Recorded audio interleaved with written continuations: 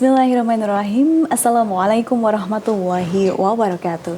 Alhamdulillah, puji syukur kehadirat Allah Subhanahu wa taala yang telah melimpahkan begitu banyak rahmat serta karunia sehingga hari ini kita dapat kembali berjumpa. Apa kabar pemirsa TV dan juga pendengar? Semoga Anda senantiasa dalam keadaan baik, sehat dan tetap semangat di siang hari ini. Senang sekali saya Sekar Pangesti akan kembali hadir membersamai Anda dalam BIM berbagi ilmu dan manfaat. Ya, alhamdulillah di pertemuan kali ini kita akan melanjutkan pembahasan tentang fenomena self-harm atau menyakiti, melukai diri sendiri pada remaja. Untuk pertemuan lalu kita sudah membahas apa itu self-harm, kemudian bagaimana ciri-ciri dan juga faktor apa saja yang bisa menyebabkan self-harm pada remaja. Nah, kali ini kita akan lebih fokus mungkin mengarah kepada pencegahan dan juga bagaimana penanganannya. Sebelum itu kami mengundang Anda untuk dapat bertanya, silahkan kepada narasumber kami bisa menghubungi di line telepon 02716793.000 atau Anda juga dapat mengirimkan pesan melalui WhatsApp dan juga SMS di 08112553000. Hari ini kita kembali dibersamai oleh Ibu Dr. Anda Juliani Prasetyaningrum MSI Psikolog selaku dosen dari Fakultas Psikologi Universitas Muhammadiyah Surakarta. Assalamualaikum warahmatullahi wabarakatuh, Ibu Juli. Waalaikumsalam warahmatullahi wabarakatuh. Bagaimana kabarnya Ibu siang hari ini? Alhamdulillah sehat walafiat dan semangat, tetap semangat insya Allah ya. Masya Allah. Terima kasih banyak Ibu atas semangatnya dan juga sudah meluangkan waktu kembali. Alhamdulillah Ya, ini bisa kembali dibersamai oleh Ibu Juli tentunya untuk membahas fenomena self-harm pada remaja. Ya, sangat memprihatinkan sekali Ibu ya. Apa yang dialami oleh para remaja saat ini, mungkin sebetulnya setiap manusia juga memiliki masalah pastinya. Terkadang bagaimana mencurahkannya, ada yang dicurahkan dengan cara positif, ada juga yang mungkin bisa juga tidak dengan cara negatif, tapi bingung bagaimana cara mengatasi masalah itu tersebut. Baik Ibu, silahkan untuk fenomena self-harm di bagian kedua mungkin kita akan lebih mengarah ke pencegahan dan juga penanganannya. Untuk waktu silahkan Ibu Juli. Iya, terima kasih Mbak Sekar atas waktunya. Alhamdulillah kita ketemu lagi ya. Mudah-mudahan pertemuan ini membawa manfaat untuk kita semuanya. Juga bagi pendengar yang ada di rumah, mudah-mudahan mendapatkan manfaat dari acara kami dan mudah-mudahan apa yang kami sampaikan itu bisa dilaksanakan, diamalkan oleh mereka yang kebetulan ada keluarga atau mungkin teman-teman sendiri yang kebetulan saat ini sedang mengalami kasus itu. Jadi memang benar Mbak Sekar bahwa fenomena self-harm ini cukup memprihatinkan karena remaja itu kita harapkan ke depan itu menjadi generasi emas kan ya sekarang ini ya, ke depan itu memimpin negeri ini gitu kan. Nah, ketika mereka di masa-masa katakan masa-masa untuk mengoptimalkan, mengasah potensi-potensi yang dimiliki, namun ternyata memiliki hambatan yang justru mereduksi bahkan mungkin mendistraksi gitu kemampuan yang dia miliki karena fokus pada hal yang negatif yaitu melakukan self harm. Nah, ini tentu akan sangat merugikan ya, tidak hanya bagi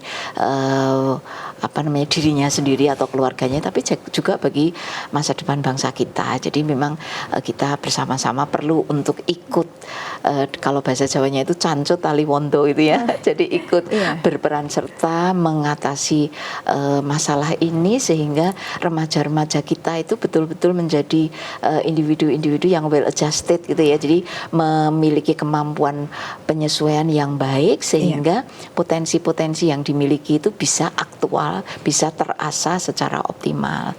Itu yang kita harapkan. Lalu kenapa ya kok ternyata ketika membaca hasil-hasil penelitian itu cukup mengkhawatirkan gitu ke kasus self harm ini, dan kebetulan memang ada beberapa kasus yang saya tangani seperti itu. Jadi saya tidak hanya sekedar membaca laporan dari penelitian orang, tapi juga mengalami, katakan seperti itu, berhadapan dengan orang yang telah melakukan self harm dan yang akan melakukan self harm. Jadi Bu, kadang-kadang saya pingin banget menyakuti diri saya sendiri. Maksudnya ya pengen mukulin kepala ke dinding dan seterusnya seperti itu. Padahal physically nggak masalah, beliau cantik, terlihat baik-baik saja, baik-baik saja, cerah ceria, tapi ternyata ketika dia pengen ketemu psikolog kemudian menceritakan apa yang dia alami, itu ternyata memang dalam konsepnya orang dewasa ya seperti saya itu sebetulnya hal yang biasa mungkin seperti itu, tapi bagi remaja ini masalah yang besar, apalagi dia merasa tidak ada orang atau ya dia tidak menemukan orang yang bisa membersamai dia dalam situasi yang bagi dia itu sangat berat seperti itu. Sehingga memang dia membutuhkan banget untuk bisa transfer emosi. Jadi dia ingin emosi negatif yang begitu membebani dia itu ada tempat untuk disalurkan secara efektif. Jadi artinya bukan disalurkan kemudian menyebar kemana-mana, tidak gitu ya, tapi disalurkan yang betul-betul membuat dia merasa lega, apalagi kemudian mendiskusikan permasalahan itu dan menemukan solusinya, itu tentunya yang paling diharapkan. Nah, lalu mengapa remaja ini kemudian terjebak dalam perilaku self harm itu karena itu tadi, jadi tekanan emosional yang dia alami betul-betul dirasakan sangat berat bagi dia, sementara tidak ada tempat untuk menyalurkan dan orang-orang atau siapapun itu yang peduli atau ikut merasakan berempati pada dia, karena mungkin orang juga tidak tahu bahwa dia punya masalah ketika dia tidak menceritakannya gitu. Sementara ketika dia bercerita pada seseorang, kebetulan yang diajak sharing itu tidak begitu mempedulikan karena asik dengan aktivitasnya sendiri itu kadang-kadang kan seperti itu ya, karena kita sekarang punya teman yang lebih akrab dibandingkan orang lain, tapi gadget kita. Nah, itu yang kadang-kadang membuat orang-orang yang sedang berada bersama kita itu merasa kita tidak di situ gitu, karena kita lebih asik baca chat atau mungkin komunikasi dengan mereka yang ada di entah di mana gitu ya. Sehingga sesama teman yang berada dalam satu lokasi, satu bahkan mungkin satu kursi panjang seperti itu, tapi ternyata masing-masing memiliki tidak dalam situasi komunikatif ya, berkomunikasi. Nah, itu yang membuat individu ini melakukan self harm untuk mengatasi tekanan emosi yang begitu kuat, dan sebetulnya dia tidak untuk mencari perhatian.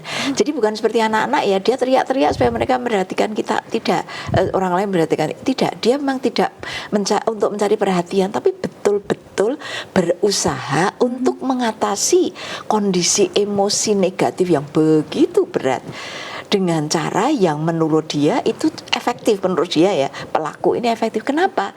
Ini pengalaman saya konseling ya, jadi dari klien itu mengatakan, kenapa kamu, saya menanyakan, saya ini ditunjukin ke saya gitu kan, terus kaget juga saya, katanya orangnya cantik gitu ya, garis-garis seperti itu, garis-garis seperti ini, terutama tangan kiri ya yang ditunjukin gitu, dibuka gini. Kemudian mengapa kamu melakukan pada saat itu? Lega, Bu, gitu. Jadi maksudnya lega gitu kan, ketika saya melihat darah saya menetes, mengalir gitu, jadi tadi kan merah terus ada yang keluar gitu. Tuh dia merasakan itulah kemarahan, dendam, kesedihan, emosi-emosi negatif yang menumpuk dalam dirinya itu seolah-olah tersalurkan keluar. Nah, itu yang memang bisa berakibat jangka panjang gitu ya. Jadi memang ini bukan, jadi tindakan itu bukan untuk mencari perhatian, dan juga bukan untuk mengakhiri hidup. Jadi memang tidak, orang-orang yang melakukan self harm itu awalnya itu tidak bermaksud untuk suicide ya, bunuh diri. Tetapi ketika dia sudah mulai addicted gitu ya, karena dengan tadi yang diceritakan kayak saya, bahwa melihat darah itu lega, seolah-olah emosi negatifnya itu tersalur keluar bersama itu. Nah, itu kan kenikmatan ya, kenikmatan psikologis bagi yang klien saya. Tapi secara psikologis dan sosial itu sangat tidak kontributif, Bu, bahkan merusak.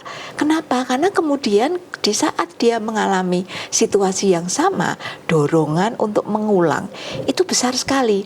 Dan ketika kenikmatan itu ya melakukan self harm itu sudah dirasakan, nanti akan terjadi peningkatan. Nah, inilah yang mungkin atau memungkinkan mengakibatkan orang yang klien yang awalnya hanya self harm, kemudian tidak teratasi dengan baik, maka endingnya suicide ya, melakukan suicide. Itu yang kita atasi supaya tidak menuju ke sana, dan kita berusaha untuk mengurangi jangan sampai remaja di sekitar kita itu melakukan coping itu penyelesaian masalah dengan cara seperti itu, dengan cara yang justru menimbulkan masalah baru. Ini yang tentunya kita harapkan ya, jangan sampai individu itu merasa merasa lega ketika melakukan sesuatu yang justru merugikan baik dari sisi fisik maupun itu tadi peningkatan perilaku yang membahayakan itu untuk kepada dirinya gitu, mungkin pada orang lain tidak. Dan memang klien yang melakukan itu dia memang merasa mungkin loneliness ya, sendiri itu artinya dia punya keluarga. Kebetulan memang klien saya itu kos ya, kebetulan kos di sini di Solo, merantau gitu kan. Nah kemudian dia jauh dari udah orang sepertinya orang sibuk gitu ya, jadi mungkin menyapa pun juga jarang seperti itu. Kemudian dia mengalami masalah yang menurut dia sangat berat gitu ya. Teman-temannya satu kos-kosan itu mungkin punya kesibukan sendiri-sendiri gitu ya. Nah kemudian dia datang sebetulnya pada saat itu memang dia kenal dengan mahasiswa saya, terus teman saya itu gini. Pada saat itu saya sebetulnya juga sudah mau pulang jam kantor gitu ya. Tapi ketika saya membayangkan ini kalau aku menolak, kemudian terjadi hal-hal berarti kan kode etik saya, mencegah itu, sehingga saya kemudian oke lah, silakan tapi ke kantor, ke ruang saya seperti itu. Nah kemudian ya dia dan ternyata memang butuh ya, artinya butuh kita betul gitu ya. Dan saya tidak bisa bayangkan seandainya saya saat itu menolak sesok ya, misalnya seperti itu. Bagi saya sesok itu hanya sekian jam, bagi dia sesok itu mungkin bisa bertahun-tahun gitu ya. Jadi itu yang maaf Bu Juli, itu berarti kondisinya sudah, kalau pasien ibaratnya itu kritis begitu? Iya, kritis secara psikologis ya. Artinya dia butuh banget solusi, butuh banget coping yang terekam dalam pikirannya dan mungkin pengalamannya itu adalah melakukan. Kenapa? Karena sebelumnya sangat mungkin dia pernah melakukannya. Bahkan ada kasus yang saya baca di satu informasi gitu ya, itu dari satu media, itu ada klien yang konsultasi menceritakan bahwa dia pertama kali melakukan self harm itu di kelas 2 SMP. Bayangkan, remaja awal, berarti masih 15-an tahun. Nah 5 tahun kemudian ketika dia sudah mahasiswa, dia banyak mengalami masalah dan dia berpikir untuk melakukan self harm lagi. Kemudian dia konsultasi, apa yang bisa aku lakukan supaya aku tidak lagi melakukan itu, karena saya sudah mendapatkan akibatnya gitu kan, kulitnya sudah tidak semulus yang dia bayangkan dari mahasiswa seperti itu. Nah itu yang juga kasus seperti itu ada. Artinya pelaku self harm itu kemungkinan memang ketika ketemu dengan psikolog itu bukan kejadian yang pertama, sudah berulang kali dan dia ingin lepas. Seperti klien saya memang sudah berulang kali, karena sudah menunjukkan bukti-bukti bahwa dia melakukan itu, dan dia mengatakan rasa lega itu. Tapi saya menyadari bahwa kalau aku mengikuti dorongan saya seperti ini akan merusak diriku juga gitu. Alhamdulillah, jadi kemudian dia bisa kita diskusikan permasalahannya. Sangat memprihatinkan juga, turut sedih juga karena di usia-usia remaja atau mungkin transisi dia kuliah begitu ya, pencarian jati diri, dia juga bisa menuangkan segala potensinya dengan baik, tetapi memang ketika ada permasalahan dan tidak ada yang menjadi pelarian, mohon maaf gitu ya, atau tidak ada tempat untuk bercerita begitu, akhirnya self harm dijadikan pelarian untuk meluapkan emosinya. Bu, kita tuh kalau misalnya terkena pisau sedikit berdarah aja tuh udah ngeri gitu ya. Apalagi nih kalau teman-teman yang melakukan self harm melakukan sengaja dan darah itu mengalir, justru mendapatkan lega. Seperti itu. Itu kan betul sekali, dan itu memang miris ya ketika kita mendengar itu. Iya, saya mencoba tersenyum, padahal batin saya, Masya Allah, kasihan banget gitu loh, ya Allah. Ya itu tadi, dia memang betul-betul membutuhkan seseorang yang mau merengkuh dia, katakan seperti itu. Dia butuh orang yang mau menerima dia apa adanya dan menjadi tempat untuk sharing seperti itu, mendiskusikan hal-hal yang dia alami sehingga dia bisa menemukan cara, metode atau solusi yang lebih tepat dan sehat seperti itu. Nah itu yang barangkali mungkin teman-teman yang lain barangkali ya, teman adik-adik mahasiswa, teman-teman mahasiswa di kos-kosan itu kadang-kadang kita kalau sudah asik dengan diri kita sendiri kan lupa ya bahwa di sebelah kamar itu banyak orang, ada tetangga kamar, tetangga kamar gitu. Dan sekali lagi saya sampaikan bahwa self harm ini memang disembunyikan, jadi dia tidak ingin mencari perhatian, tidak, sehingga memang kita yang perlu care ya, peduli dengan lingkungan.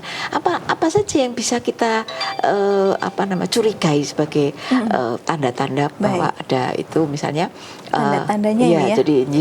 Jadi tanda-tandanya apa? Dia biasanya mungkin ketika mau makan siang beli makanan bareng-bareng. Sekarang sudah nggak pernah keluar. Kalau dia nyari makanan sendiri, suka ngamar, makannya di kamar sendiri, tidak di kamar makan bareng-bareng dengan teman-teman kos-kosan yang lain. Kemudian ya tiba-tiba nangis sendiri di kamar, misalnya seperti itu. Kemudian ketika dideketin dia cenderung menolak. Kenapa? Karena sudah ada persepsi negatif dulu dengan teman-temannya di kos-kosan. Nah, sehingga dibutuhkan memang approach ya, dibutuhkan pendekatan, misalnya kenapa kamu lama gak keluar kamar, misalnya apa sedang sakit, perlu ke dokter, tak antar. Nah, ketika dia sudah merasa ada temannya yang memperhatikan, nah biasanya disitulah dia mau terbuka pada temannya.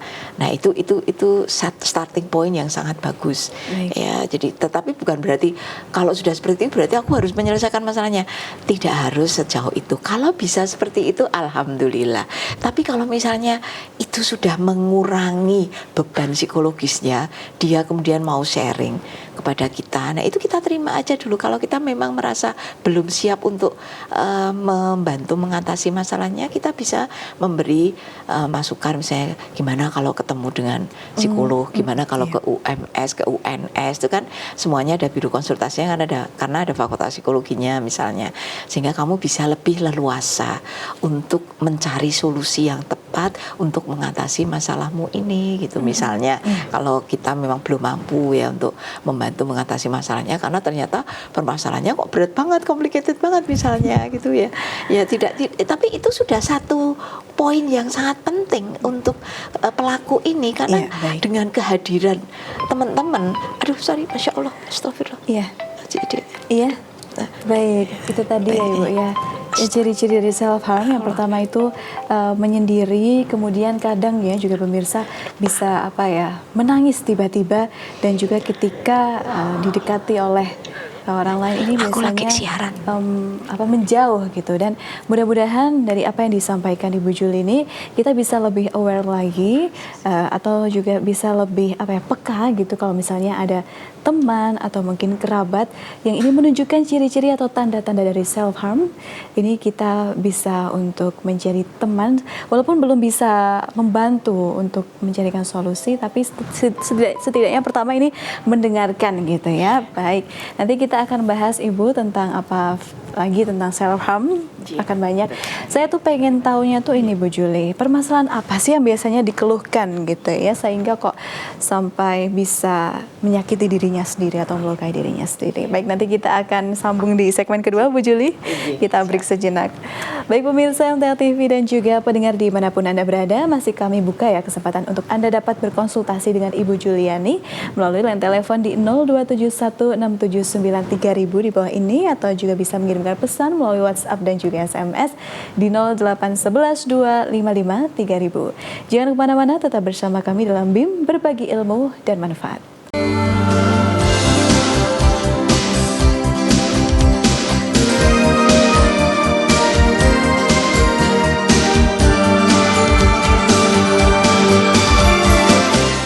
Baik pemirsa dimanapun Anda berada, terima kasih banyak masih bersama kami dalam BIM Berbagi Ilmu dan Manfaat. Kita juga masih membahas tentang fenomena self-harm, menyakiti atau melukai diri sendiri pada remaja. Sebelum itu, kami masih membuka kesempatan untuk Anda dapat bertanya, konsultasi, bahkan ngobrol langsung dengan Ibu Dr. Anda Juliani selaku psikolog melalui line telepon di 0271 679 3000, atau Anda juga dapat mengirimkan pesan melalui WhatsApp dan juga SMS di bawah ini di 0811 255 3000. Baik, kita masih dibersamai oleh Ibu Dr. Anda Juliani Prasetyaningrum, MSI Psikolog, selaku dosen Fakultas Psikologi Universitas Muhammadiyah Surakarta. Baik Ibu, masih kita lanjutkan kembali pembahasan kita hari ini tentang fenomena self-harm khususnya pada remaja. Ibu, teman-teman ini kita doakan ya, semoga yang memiliki permasalahan segera bisa teratasi, dan juga ketika permasalahan itu berat pun semoga bisa memiliki partner atau teman yang bisa mencurahkan segala permasalahannya dengan tepat pastinya, dan memberikan solusi dengan baik. Tapi kalau bisa juga tetap mendekatkan diri kepada Allah Subhanahu wa taala, ilahi Robbi gitu ya Ibu. Baik, kenapa sih Ibu remaja atau teman-teman ini sampai bisa melukai dirinya sendiri, yang bagi kita yang melihat saja tuh aduh kok ngeri sekali gitu ya, sangat prihatin juga. Tapi kenapa mereka bisa sampai melakukan menyayat apa yang ada di tubuhnya begitu, sehingga mendapatkan lega atau emosi itu bisa terluapkan secara sempurna menurut mereka gitu ya. Ini permasalahan apa sih Bu yang biasanya ada pada teman-teman ini sehingga melakukan self harm? Apakah betul-betul sudah klimaks atau sudah sampai puncak gitu? Silahkan Ibu. Iya, jadi individu pada masa remaja itu kan mengalami berbagai perubahan gitu ya, baik fisik, psikologi maupun sosial. Nah, itu semua membutuhkan penyesuaian seperti itu. Nah, ketika seorang remaja itu di dalam menapaki hari-hari barunya gitu ya, dari masa anak menuju ke masa remaja. Nah, ini banyak hal yang harus disesuaikan, yang kadang-kadang remaja ini butuh orang yang bisa memberikan penjelasan sesuai dengan apa yang ingin dia ketahui. Nah, itu satu hal. Kemudian selain itu, remaja juga mulai trial and error, atau ketika misalnya sudah mengalami kematangan seksual gitu ya. Nah, biasanya terjadi perubahan secara psikologis. Tadinya dengan lawan jenis itu mungkin ya tidak begitu memperhatikan gitu ya, penampilan diri juga tidak diperhatikan. Tapi ketika mengalami kematangan seksual secara psychologically-nya, secara psikologis, itu biasanya ketertarikan itu muncul. Nah, ketika ketertarikan itu muncul pada seorang remaja misalnya, perempuan ya, atau laki-laki, karena kebetulan memang self harm ini dari kasus remaja yang cukup tinggi ya, sekitar 30-an% di Indonesia, itu 30%-nya itu perempuan. 30%-nya perempuan. Jadi cukup tinggi cukup tinggi. Jadi kalau laki-laki hanya sekitar 10% dari jumlah remaja yang ada seperti itu.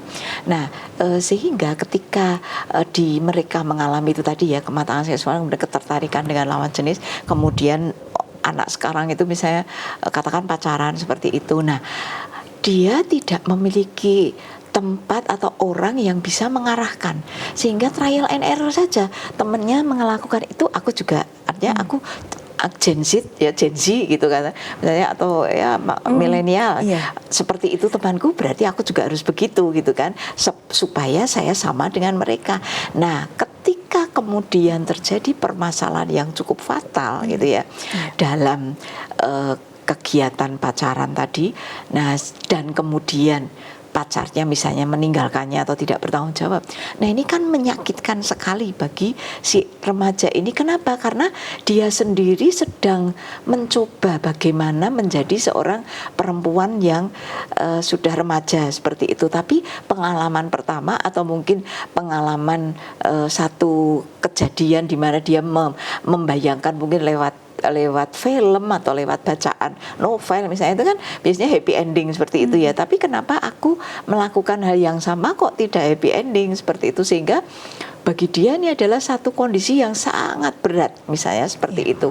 Kemudian dia ingin mengatasi rasa sakit hatinya ini. Jadi tadinya ya namanya remaja ya, itu biasanya kan janji-janji seperti itu, tiba-tiba terus ditinggal begitu saja dengan alasan yang mungkin tidak sesuai atau yang di luar nalarnya si klien saya ini misalnya, sehingga dia merasa betul-betul dicampakkan seperti itu, kemarahannya itu luar biasa pada orang ini, dendamnya itu luar biasa, dan ketika dia mengingat-ingat masa mereka masih bersama itu katanya sakit banget hatinya seperti itu dengan sikapnya saat ini yang betul-betul seolah-olah sudah tidak kenal lagi dengan dia. Nah itu kemana itu kasus yang saya alami. Tapi tidak hanya itu ya. Jadi permasalahan remaja lainnya itu untuk saat ini tadi loneliness tadi. Jadi remaja itu pasti membutuhkan social attachment gitu ya Pak, ada kelekatan sosial gitu dengan peer groupnya. Tapi ternyata tidak semudah itu untuk bisa involve ke dalam peer groupnya gitu toh, karena mungkin ada berbagai kendala yang dia alami. Nah kemudian permasalahan itu yang ingin dia konsultasikan kepada orang lain, tapi ternyata tidak mendapatkan respon yang positif seperti harapannya, tapi justru mungkin disalahkan, kamu soalnya begini, dikritisi gitu misalnya, kamu soalnya terlalu, wajahmu itu sombong, tidak ramah, bla bla bla dan seterusnya. Justru malah diberikan atau dikritik hal-hal negatif yang dia sendiri mungkin tidak merasakan itu. Ya, dia merasa aku itu sudah ramah, aku sudah berusaha untuk menyapa dan seterusnya. Tapi oleh orang lain dinilai sebaliknya. Nah ini juga menyakitkan banget bagi seorang remaja. Oh jadi berarti kita kalau ngomong orang tuh kelihatan gak ramah, padahal sebenarnya tuh aslinya ramah, cuma wajahnya aja yang gak ramah. Itu ternyata menyakitkan, kelihatan menyakitkan ketika dia merasa aku itu sudah berusaha berusaha ramah dia, tapi maksud sih teman-temanku mengatakan aku orangnya sombong, padahal aku tidak sama sekali tidak berpikir untuk bersikap sombong. Jadi ketika masuk kelas gitu ya dia diam jauh karena dia ngejar supaya tidak terlambat gitu ya, terus duduk di paling depan atau mungkin di tengah atau tapi dia fokus mendengarkan dosennya atau mendengarkan gurunya, dianggap sombong mungkin ya, karena ekspresinya, bahasa tubuhnya dinilai oleh orang lain itu tidak menyenangkan gitu ya, tidak nyaman gitu kan. Nah itulah hal-hal seperti ini. Jadi kondisi-kondisi psikologis yang kita alami itu memang perlu ada evaluasi, perlu ada introspeksi gitu ya dari si remaja itu sendiri supaya dia bisa menyalurkan kebutuhan bersosialisasinya ya, seperti itu yang juga sangat dibutuhkan ya. Jadi berarti ini Ibu, termasuk bagaimana cara kita sebagai orang tua juga khususnya, apalagi menghadapi atau mendidik anak-anak remaja, kan memang biasanya Bu, cinta itu kan fitrah. Betul. Sedang tumbuh di antara para anak-anak ini, baik yang laki-laki maupun perempuan. Mungkin ada kecondongan hati dengan perempuan atau dengan laki-laki, itu kan hal yang normal juga. Tapi orang tua muslim biasanya tentunya mengarahkan untuk bisa menjaga diri dari hal-hal yang mendekati zina, karena memang di ayat dijelaskan seperti itu. Sehingga bagaimana mungkin juga bisa mengarahkan anaknya gitu ya ke aktivitas yang positif, ke agamis, sehingga nanti bisa bersatu dengan orang yang dicintai itu di jenjang yang halal, yaitu dalam pernikahan gitu ya. Baik, berarti pentingnya peran orang tua dalam mendampingi anak ketika di usia remaja atau pencarian jati diri seperti ini ya Bu ya. Sangat penting sekali. Sangat penting. Jadi parenting ya, pengasuhan, pola asuh yang diterapkan orang tua, utamanya ibu ya sebagai sekolah pertama bagi anak, itu memang sangat-sangat berperanan. Artinya memang betul bahwa ibu itu sekolah pertama, karena dari ibulah banyak hal yang harusnya diajarkan kepada anak. Utamanya adalah kasih sayang seorang ibu. Jadi pelukan itu memang penting gitu ya. Bahkan tidak harus pelukan, mungkin hanya mengeluh saja gitu. Tapi yang lebih penting lagi adalah anak merasa bahwa ibunya itu welcome dengan dia. Jadi komunikasi itu berlangsung dengan nyaman. Artinya nyaman itu ketika anak menyampaikan sesuatu jangan langsung dikat, pokoknya kamu harus begini, pokoknya harus begitu. Apalagi sudah masuk masa remaja. Nah bagi remaja, ketika dia menyampaikan apa yang ada dalam pikiran dan perasaannya kemudian direspon secara negatif, itu adalah dalam tanda petik melukai gitu ya, Melukai. harga dirinya. Dia sedang belajar untuk asertif, belajar untuk menyampaikan apa yang ada dalam pikiran dan perasaannya dan hatinya dan dorongan-dorongan emosinya secara tepat gitu, secara dalam arti sesuai dengan apa yang ada dalam pikirannya. Nah, saat itu yang dibutuhkan remaja itu diarahkan. Oh, kamu cara ngomongmu kepada mama, kayaknya mama jadi nggak enak deh, negaranya misalnya seperti itu. Atau aku tahu, aku paham apa yang kamu maksudkan, tapi sepertinya mungkin kalau berkomunikasi dengan mama itu beda dengan teman misalnya. Jadi diluruskan saja, tetapi ketika anak kemudian, lah mama soalnya juga gitu suka nyuruh-nyuruh. Oh gitu ya, baik kalau gitu mama minta maaf ya. Jadi kita ajari anak kita untuk bisa menjalin komunikasi secara efektif gitu ya. Dan ketika anak merasa, jadi loh berarti kalau kos gimana dong Bu? Komunikasi sekarang tidak harus berhubungan secara fisik gitu ya, tapi video call ada gitu kan, chatting atau mungkin fasilitas-fasilitas yang lain tuh banyak sekali. Jadi yang penting adalah anak merasa ibu bapak orang tua itu tetap mendampingi dia gitu ya, tetap menjadi tempat untuk ya bersama-sama menapaki hidup, sehingga ketika ada masalah-masalah yang dia butuh teman sharing atau mencari solusi seperti itu, ada ibu, ada bapak, atau paling tidak ibu lah seperti itu, dan dia merasa ibu itu adalah figur yang sangat menerima aku gitu. Jadi anak ini merasa diterima oleh seseorang yang sangat dia dambakan seperti itu. Nah, ketika anak-anak ini merasa memiliki ibu dan bapak, artinya dia mendapatkan kasih sayang yang cukup dari kedua orang tuanya, itu biasanya dorongan untuk melu-melu ikut-ikutan temen ya tadi pacaran atau apa sebagai kasih itu kayaknya lebih kecil dibandingkan Jadi ketika anak itu terpenuhi kebutuhan kasih sayangnya dari orang tua, meskipun memang beda sih kasih sayang orang tua dengan sayang dengan sebaya gitu, memang beda, tapi satu aspek terpenuhi, dia merasakan bahwa ada orang yang membutuhkan aku, ada orang yang mencintai aku tadi ya, sehingga muncul nanti terbentuk self love, cinta pada diri sendiri. Kenapa? Karena orang lain juga mencintai aku, terutama ibu mencintai aku, berarti aku ini orang yang berharga. Artinya ya memiliki harga diri yang bagus karena di rumah dia merasa diuongke ya bahasa Jawanya, merasa punya eksistensinya itu diakui. Nah, orang-orang seperti ini insya Allah tidak akan kemana-mana gitu. Dia akan fokus, kalau tugasnya di Solo ini belajar misalnya, ya sudah fokusnya ke belajar. Waktu sisa yang masih ada mungkin ikut organisasi, mungkin itu kegiatan-kegiatan yang kontributif seperti itu ya, mengasah potensi-potensi lain yang dia miliki, misalnya ekstrakurikuler dan yang lainnya. Nah, sehingga tidak digunakan untuk hal-hal yang hanya ikut-ikutan teman saja. Ya, jadi itu yang perlu kita perhatikan, sehingga ketika anak kita mengalami self harm, itu kita harus evaluasi ya, ada apa ini anak kita gitu ya. Jadi kita perlu untuk menjalin kembali komunikasi yang bisa dipastikan anak yang mengalami self harm itu komunikasi dengan significant person ya, terutama orang tua itu pasti tidak begitu bagus, atau dia tidak memiliki significant person, orang yang bisa betul-betul diandalkan gitu ya ketika dia sedang mengalami sesuatu yang membutuhkan kehadiran orang lain.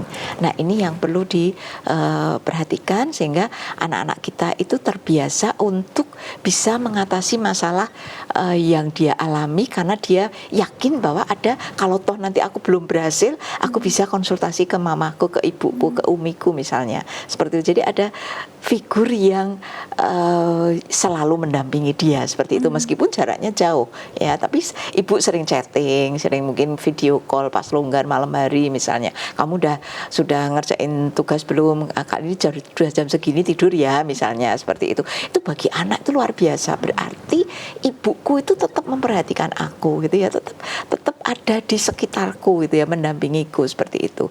Nah itu, nah sehingga ketika anak ini kembali ke yang mengalami self harm tadi, maka itu ada menangani secara kan faktor penyebabnya internal dan eksternal ya. Secara internal dulu kita perlu memberikan ya, kalau ini pelakunya gitu ya, maka dia perlu untuk mengalihkan. Jadi ketika tadi saya sampaikan ada seseorang yang waktu SMP kelas 2 dia sudah melakukan self harm, kemudian 5 tahun kemudian saat dia sudah mahasiswa punya masalah berat, kemudian dia ingin melakukan hal yang sama, tapi dia tersadar bahwa kayaknya itu hanya kerugian gitu ya, tidak mengatasi masalah, hanya sementara saja, kelegaan yang sifatnya sementara tadi, dan ternyata akibat buruknya lebih besar daripada akibat akibat positifnya seperti itu. Nah, maka ketika seorang pelaku self harm ini tiba-tiba mengalami masalah dan timbul keinginan untuk melakukannya lagi, alihkan konsentrasi itu, artinya alihkan pemikiran itu. Kenapa aku harus melukai diriku sendiri? Ya, apakah aku kalau melukai diriku sendiri apakah akan terselesaikan masalahku? Kan tidak. Mungkin sesaat, 1 jam, 2 jam sehari mungkin hilang karena lega psychologically sementara gitu kan. Tapi itu kan tidak mengatasi masalahnya, hanya simptomnya saja, gejalanya saja mungkin hilang, tapi permasalahannya tidak diatasi sama sekali. Jadi tidak ada manfaatnya untuk melakukan self harm misalnya. Nah, kemudian juga mulai mengevaluasi diri gitu ya, muhasabah. Kenapa ya ketika kita merasakan ingin melakukan self harm lagi, kenapa ya kok muncul lagi? Oh, berarti kalau aku mengalami masalah ini, aku harus segera berusaha untuk mengatasinya dan lupakan pemikiran untuk self harm karena nggak ada manfaatnya sama sekali. Jadi mindsetnya itu sudah ditata sedemikian rupa untuk tidak lagi melakukan sesuatu yang itu justru lebih banyak mudorotnya, ya, mudorotnya jauh lebih banyak dibandingkan manfaat sesaat yang merasa lega. Itu kan hanya sekian jam, ya paling beberapa jam saja, tapi mudorotnya banyak sekali ya. Kemudian kalau misalnya itu juga sulit, masih dorongan itu masih muncul, ekspresikan. Kalau tidak ada orang itu journaling ya, atau kalau saya diary, menulis di buku harian, unek-unek itu curahkan semuanya, katarsis dengan buku harian kita, maka insya Allah akan mengurangi beban psikologi negatif yang masih ada dalam diri kita. Itu adalah satu hal yang kadang-kadang kita melupakannya gitu ya. Nah, lalu bagaimana dengan eksternal tadi ya, mungkin teman-teman kosnya kalau dia di kos-kosan, kemudian keluarganya kalau dia memang tinggal dengan ibu bapaknya yang semuanya sibuk, ibunya pengusaha, bapaknya pegawai misalnya, atau sebaliknya bapaknya pengusaha, ibunya pegawai, pagi berangkat pulang sore malam hari udah capek dan seterusnya. Nah, ini orang tua memang perlu disadarkan ya, ketika kita ketemu dengan kasus self harm, maka jangan panik dulu apalagi di hadapan pelakunya gitu ya. Tunjukkan ketenangan, kemudian kita periksa dulu efek fisiknya, apakah perlu pengobatan dan lain-lain, kemudian baru kita tunjukkan empati kita, kepedulian kita. Kenapa kamu melakukan ini? Apa yang sedang kamu rasakan? Jadi tunjukkan perhatian, empati, dorong, motivasi, support ya, bahwa semua orang itu akan mengalami masalah seperti yang kamu alami. Jadi insya Allah tidak hanya kamu ya. Kebetulan tuh saat ini qadar Allah kamu yang mengalami hal itu ya. Karena apa yang kamu lakukan ini kira-kira apa yang nantinya akan bisa terjadi. Jadi diajak berpikir. Kalau dia sudah terlanjur ya melakukan itu, tapi kita tetap tenang, kita terima dia, tunjukkan empati kita, kemudian kita membuat anak ini merasa aman dan nyaman seperti ini, klien ini ya. Nah, sehingga dia akan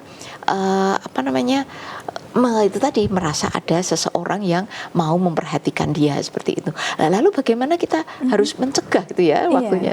Iya, itu. Nah, jadi harus kita yakinkan subjek ini bahwa self harm bukan solusi. Itu harus kita yakinkan. Kalau ya enggak lah ya, kamu enggak ngerasain, aku yang merasakan rasanya lega gitu kan. Nah, kita ceritakan, oke, kamu merasa merasa lega, tapi hanya berapa jam? Apakah itu lega selamanya? Kan tidak, hanya sementara. Yang selamanya adalah bekas-bekas lukamu. Siapa yang menghadapi itu? Kan dirimu sendiri gitu kan. Kamu cantik, tapi kenapa tanganmu seperti itu? Kan sayang misalnya ya. Jadi disadarkan bahwa itu bukan solusi, tapi justru akan menjadikan masalah baru seperti itu. itu. Nah kemudian kita ini tadi self love dan self care. Self care itu muhasabah, introspeksi. Kenapa ya aku kok berulang kali mengalami hal ini? Kita latih, kita bantu dia untuk melakukan self care, muhasabah, dan self love. Self love itu bersyukur tentang apa yang kita miliki, apa yang diberikan Allah kepada kita itu lain syakartum. Ya, kita syukuri apapun itu. Ya, kelebihan yang kita miliki kita menganggapnya itu bukan kelebihan. Ya udahlah, nggak usah kita, tapi kekurangan biasanya kan fokusnya kasus-kasus seperti ini adalah pada kekurangan kelemahannya. Ya, aku tidak cantik, aku tidak pinter, aku tidak populer dan seterusnya, itu yang selalu menggantung dalam dirinya. Itu adalah anugerah Allah. Itu adalah yang kamu pikirkan dan kamu rasakan. Yang lainnya kamu tidak merasakan. Misalnya seperti itu. Jadi kita membantu dia mengembangkan self love-nya, mencintai dirinya sendiri, menerima diriku apa adanya, mensyukuri apa yang dianugerahkan padaku. Kemudian muhasabah tadi, self care, care pada dirinya sendiri, selalu introspeksi, kemudian selalu atau meyakinilah bahwa semua orang itu pasti punya kelebihan, pasti punya kekurangan di samping kelebihan yang dia miliki, punya kelebihan di samping kekurangan yang kita miliki. Kita sendiri biasanya yang bersangkutan itu yang dilihat adalah kekurangannya dulu, sementara melihat orang lain kelebihannya, sehingga kita selalu merasa lebih buruk dari orang lain. Padahal tidak, Allah itu maha adil gitu ya, itu yang harus kita yakini.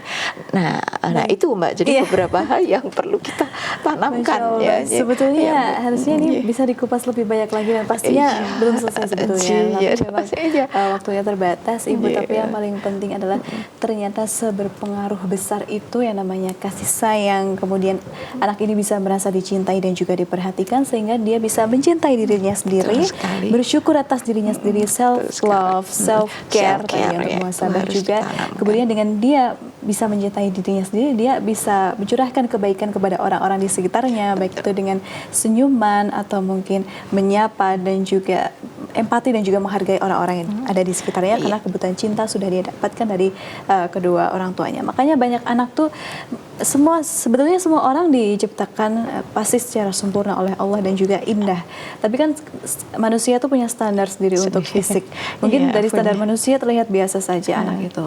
Tapi secara fisik ya Bu, tapi pede sekali dan juga berprestasi karena ya tadi orang tuanya sangat mensupport dan juga mendukung. Sepenting itu yang namanya cinta dan kasih sayang dan support untuk buah hati kita. Terima kasih banyak Dr. Anda Satu hal mungkin pesan untuk teman-teman ya di rumah.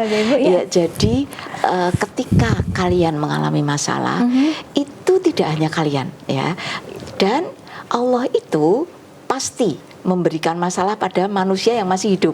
Jadi kalau kita masih hidup itu harus siap menerima masalah. Dan Allah memberikan masalah pasti sebatas kemampuan kita untuk bisa mengatasinya. Jadi terima saja masalah itu dan yakini bahwa kalian ya pasti, insya Allah pasti bisa mengatasi ketika kita mensyukuri apa yang kita miliki. Ya, anugerah Allah ini adalah anugerah terindah. Kita syukuri, kita terima, dan kita selalu yakin Allah selalu menolong hambanya, terutama hambanya yang selalu mendekat, dan yakin Allah tidak akan memberikan masalah di luar batas kemampuan kita untuk mengatasi. Oke. Safe. Masya Allah, indah sekali kalimatnya. Semoga bisa menjadi pemantik semangat kita semua ya Ibu ya, untuk semangat menjalani hidup dan juga mensyukuri anugerah hidup yang Allah berikan ini. Terima kasih banyak Ibu. Sama-sama. Dr. Anda Juliani, semoga Ibu senantiasa sehat selalu. Amin, ya Rabbal Alamin. Kita tunggu lagi nanti perbincangan bersama Ibu Juli ya. Allah. Di Ibu. Baik, Assalamualaikum warahmatullahi wabarakatuh Ibu Juli. Waalaikumsalam warahmatullahi wabarakatuh. Iya, pemirsa MTA TV dan juga pendengar, terima kasih banyak telah menyaksikan BIM berbagi ilmu dan manfaat. Saya Sekar Pangesti mewakili seluruh rekan yang bertugas hari ini mengucapkan terima kasih dan pamit undur diri. Wassalamualaikum warahmatullahi wabarakatuh.